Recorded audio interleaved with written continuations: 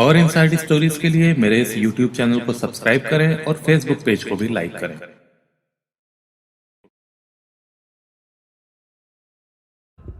ये कहानी है मोहम्मदपुर जादों की, जो कि दिल्ली से सटे गौतम बुद्ध नगर का एक गांव है। माधुरी वहीं के एक किसान मुनेश राजपूत की बेटी थी। इस कहानी का घटनाक्रम शुरू होता है नवंबर 2016 से, जब एक दिन अचानक मुनेश की इकलौती बेटी माधुरी अपने घर से गायब हो गई। गांव में काफ़ी ढूंढने पर भी वो जब नहीं मिली तो मुनेश राजपूत ने उसकी मिसिंग रिपोर्ट दर्ज कराई। पुलिस ने जब जांच शुरू की तो पता चला कि माधुरी अपने पिता के फ़ोन से किसी राहुल जाट को फ़ोन करती थी, जो कि पास के ही गांव में रहता था। इन दोनों की खोज शुरू की गई तो दोनों मिल गए, और इन दोनों ने जो बताया वो सबके लिए एक झटका था। इन्होंने बताया कि लंबे समय से ये दोनों एक दूसरे को चाहते हैं और अब इन दोनों ने एक दूसरे से आर्य समाजी ढंग से शादी कर ली है, और माधुरी को भगाने में राहुल के 3 दोस्त अमित, रॉबिन और सौरभ ने इनकी मदद की। माधुरी एक राजपूत परिवार से आती थी, जबकि राहुल एक जाट था, इसलिए शादी का विरोध तो होना ही था। दोनों परिवारों ने शादी का विरोध किया। बात बढ़ने पर पंचायत को बैठाया गया और ये तय किया गया कि इन दोनों के अलग होने में ही दोनों परिवारों और समाज की भलाई है। पंचायत का फैसला सर्वोपरि होता है, इसलिए दोनों एक दूसरे से अलग हो गए। देखने में तो दोनों ही सामान्य जिंदगी जी रहे थे, मगर किसी के दिमाग में क्या उफान मचा हुआ है वो कोई कैसे जान सकता है। और इसी सब के चलते 1 महीने बाद 23 दिसंबर को माधुरी फिर से गायब हो गई। पहले उसको आसपास के इलाकों में ढूंढा गया, मगर ना मिलने पर शक राहुल की ओर ही गया, और इसी के चलते माधुरी के परिवार ने राहुल के खिलाफ पुलिस में रिपोर्ट दर्ज कर दी।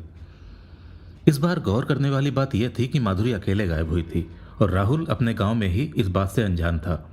माधुरी का परिवार पूरा आरोप राहुल पर ही लगा रहा था। उनका कहना था कि माधुरी को पहले भी राहुल ने ही भगाया था, इसलिए हो ना हो इस बार भी राहुल ने ही उसको भगाया होगा। पंचायत ने भी पुलिस पर दबाव डाला कि वो मामले को सीरियसली ले और जल्द से जल्द माधुरी को ढूंढ निकाले। सीडीआर के अनुसार माधुरी अब भी कभी कभी राहुल से बात करती रहती थी, और 23 दिसंबर को भी इन दोनों की बात हुई थी, जिसके बाद से माधुरी गायब थी। पुलिस ने राहुल के दोस्तों को भी बुलाकर पूछताछ की, मगर कुछ पता नहीं चला। पुलिस को उनके खिलाफ कोई पुख्ता सबूत नहीं मिले, तो उन्होंने उन सभी को छोड़ दिया। अभी तक की पूरी घटना के दौरान एक शख्स था जो माधुरी के परिवार के साथ खड़ा था। इस शख्स का नाम था हेमंत कौशिक उर्फ टिंकू। शादीशुदा हेमंत माधुरी के घर के पास ही रहता था और 2 बच्चों का बाप भी था। उसका कहना था कि पुलिस के बड़े अधिकारियों के पास चलो, क्योंकि ये पुलिस तो राहुल का ही साथ दे रही है। माधुरी के घर वालों ने पुलिस स्टेशन के बाहर धरना दिया, और इनके प्रदर्शन को देखते हुए एसपी धर्मेंद्र ने एसपी सुजाता सिंह को इस मामले पर ध्यान देने को कहा। एसपी सुजाता ने मामले का संज्ञान लेते हुए कार्रवाई शुरू की और मुनेश राजपूत के मोबाइल से की गई सभी कॉल्स का ब्यौरा फिर से निकाला। कॉल डिटेल से पता चला कि माधुरी के गायब होते समय माधुरी और राहुल एक दूसरे के साथ नहीं थे।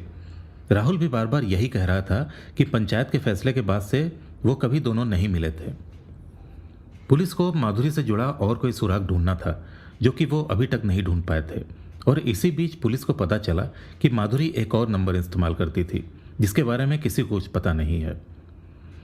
इस नंबर की जानकारी के लिए उन्होंने उस इलाके के सभी मोबाइल फोन्स की जानकारी निकलवाई।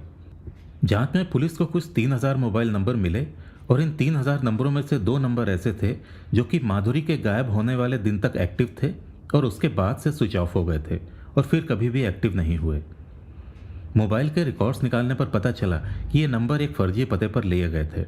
इसके बाद पुलिस ने उन मोबाइल फोन्स के IMEI नंबर निकलवाए जिनमें ये सिम इस्तेमाल होते थे, और फिर ये पता चला कि इन 2 मोबाइल फोन्स में से एक मोबाइल डुअल सिम था, और इसमें दूसरा सिम जो पड़ा हुआ था वो माधुरी के पड़ोसी हेमंत का था।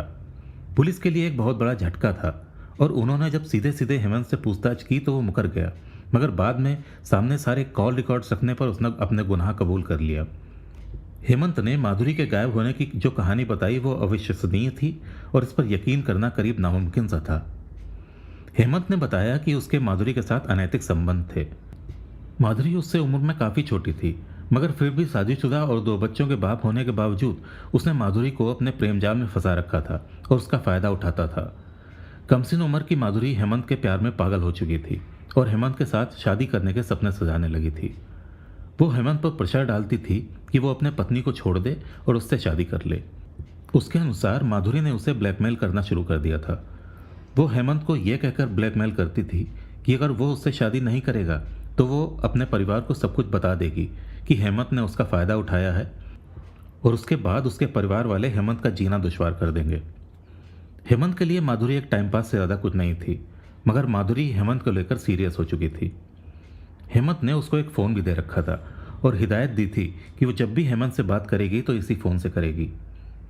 हेमंत ग्रेटर नोएडा के एक इंस्टीट्यूट में कंप्यूटर ऑपरेटर का काम करता था और वहाँ से आते जाते और खाली समय में माधुरी से लगातार फ़ोन पर बात करता रहता था, जिससे कि दिन पर दिन माधुरी उसके प्रति सीरियस होती जा रही थी। हेमंत को इसका अंदाज़ा नहीं था कि माधुरी उसके प्यार में इस कदर पागल हो जाएगी कि वो उसको ब्लैकमेल करने लगेगी। जब कोई हल नहीं सूझा तो उसने माधुरी से पीछा छुड़ाने की एक खतरनाक साजिश रची। हेमंत क्राइम पेट्रोल, सावधान इंडिया और फिल्म दृश्यम से प्रेरित था। इसी बीच माधुरी ने उसको बताया कि राहुल नाम का एक लड़का उसमें कुछ ज़्यादा ही इंटरेस्ट दिखा रहा है। ये सुनकर हेमंत के दिमाग में एक प्लान सूझा। उसने माधुरी को राहुल से नज़दीकियां बढ़ाने को बोला और कहा कि अब राहुल के माध्यम से ही वो दोनों एक हो पाएंगे।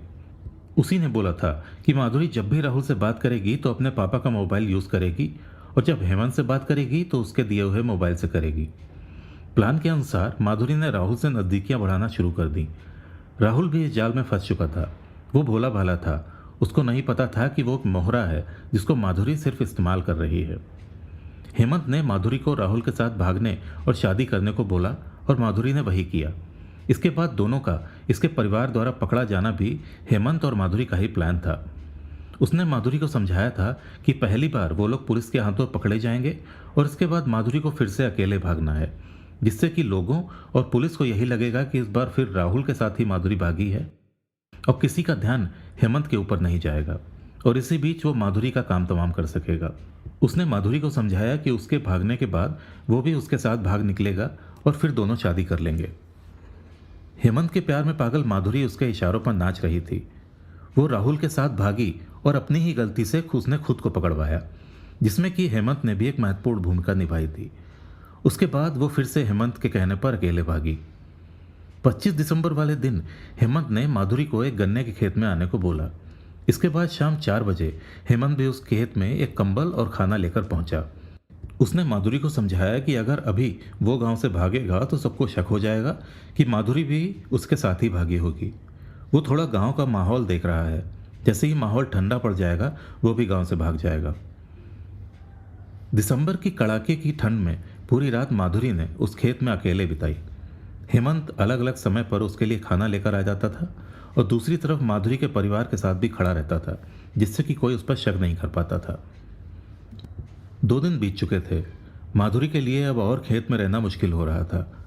26 की शाम जब माधुरी उससे जिद करने लगी तो हेमंत ने माधुरी को उसी के दुपट्टे से गला घोंटकर मार दिया। माधुरी की लाश को वहीं छोड़कर वो वापस घर आ गया और फिर उसी रात एक बार फिर आकर उसने लाश को वहीं गड्ढे में दफन कर दिया।